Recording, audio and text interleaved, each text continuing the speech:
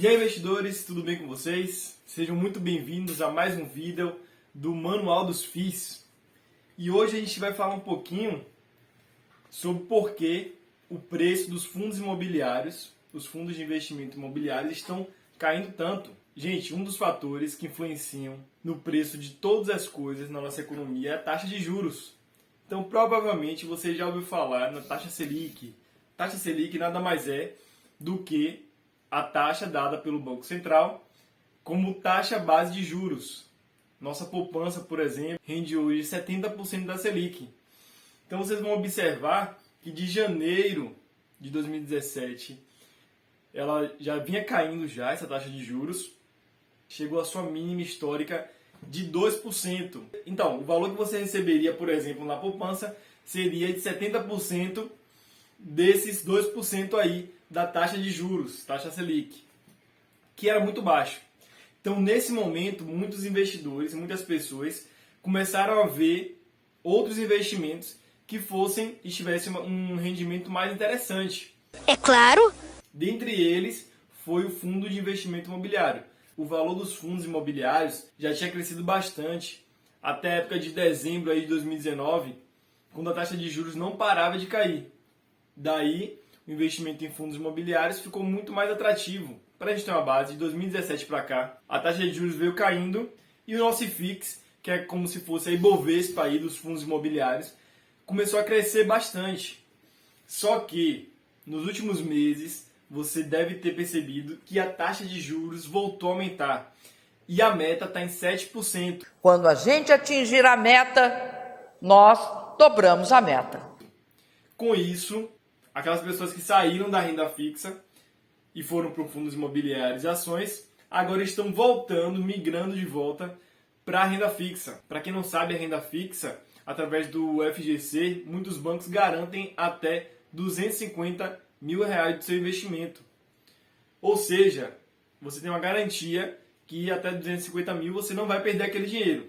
Um exemplo disso, de fundo imobiliário, que o pessoal comprou bastante quando estava na alta, era o HFOF 11. Não é nenhuma recomendação de compra e venda, mas as pessoas viam lá ele crescendo, chegou até 117 e a galera não parava de comprar. E agora esse fundo de fundos, que é o HFOF, começou a cair muito e chegou a menos de R$93, não lembro da última cotação que deu.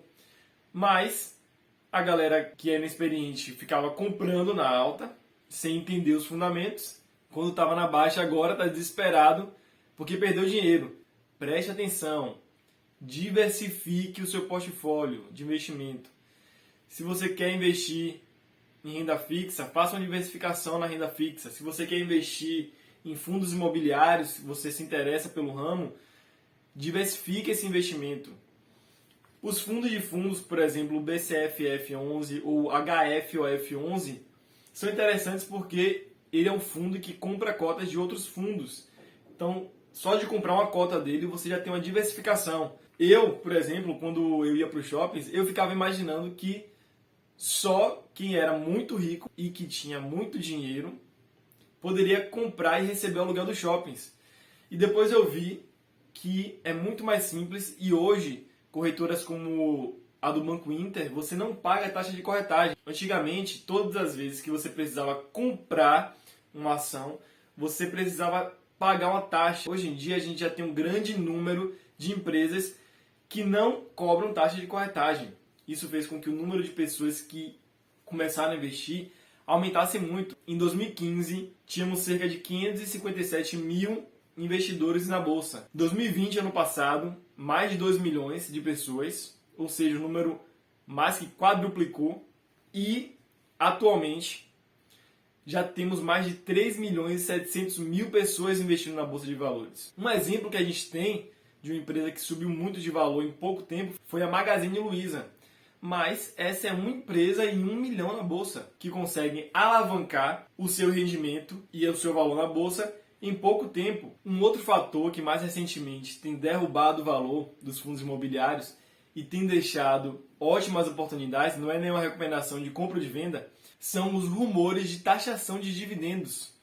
Muita gente ficou com medo quando o Paulo Guedes anunciou lá que iria taxar os dividendos e os rendimentos dos fundos imobiliários, muita gente começou a vender os fundos imobiliários, os preços despencaram, justamente porque as pessoas ficaram com medo. Se você é um investidor de curto prazo, você tem que tomar cuidado com a volatilidade dos papéis que você compra, principalmente se você vai precisar desse dinheiro.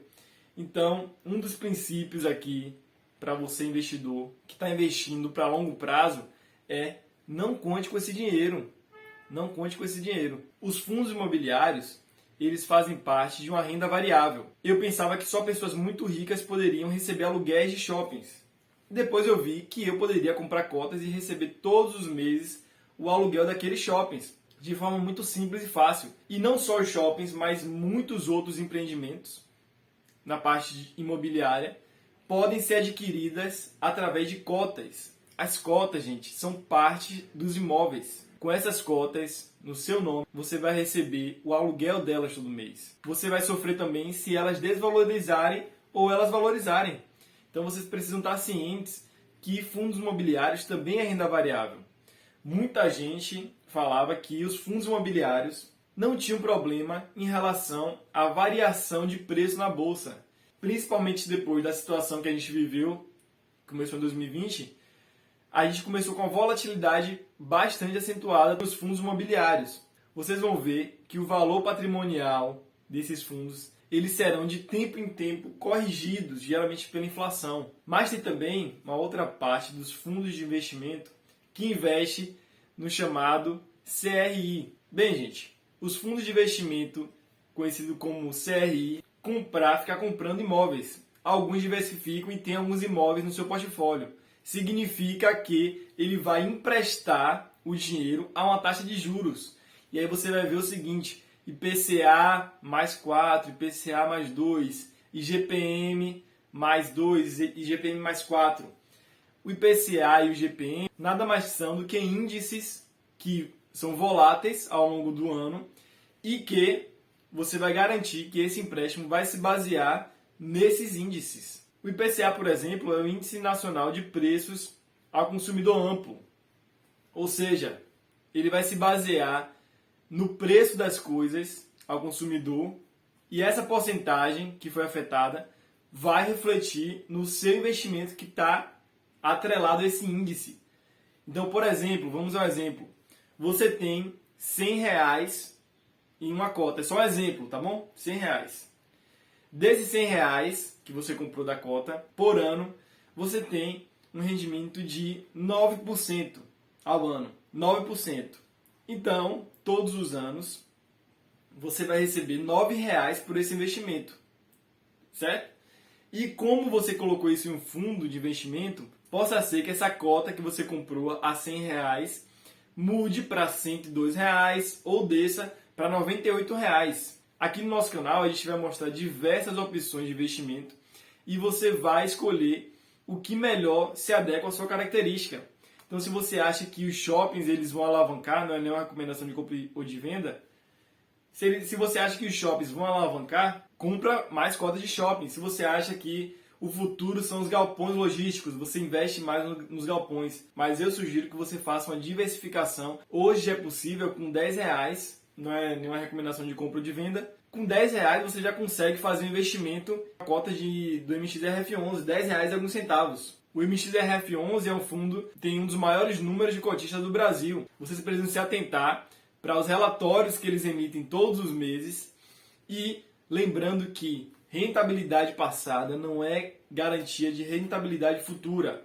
Não quer dizer que um fundo ele está rendendo 7% todos os meses, ou por exemplo, está rendendo 10 centavos todos os meses, que ele vai render isso para o resto do tempo que você estiver com ele. Possa ser que esse rendimento aumente, possa ser que ele diminua. O importante é que ao longo do tempo, se você reinvestir esses rendimentos, você vai ver que você vai parar de trabalhar pelo dinheiro e o dinheiro vai começar a trabalhar por você.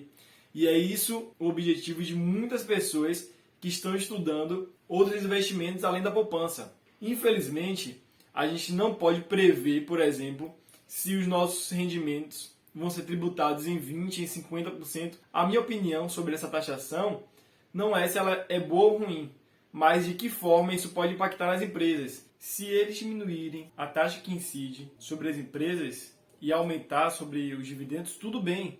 O problema é ficar aumentando tanto para o rendimento, que são os dividendos, quanto... Obrigado. O problema é aumentar tanto o imposto que incide nos rendimentos quanto nas empresas. Então, se você gostou desse vídeo, eu vou pedir, por favor, que vocês curtam esse vídeo, se inscrevem no canal, toquem o sino e fui!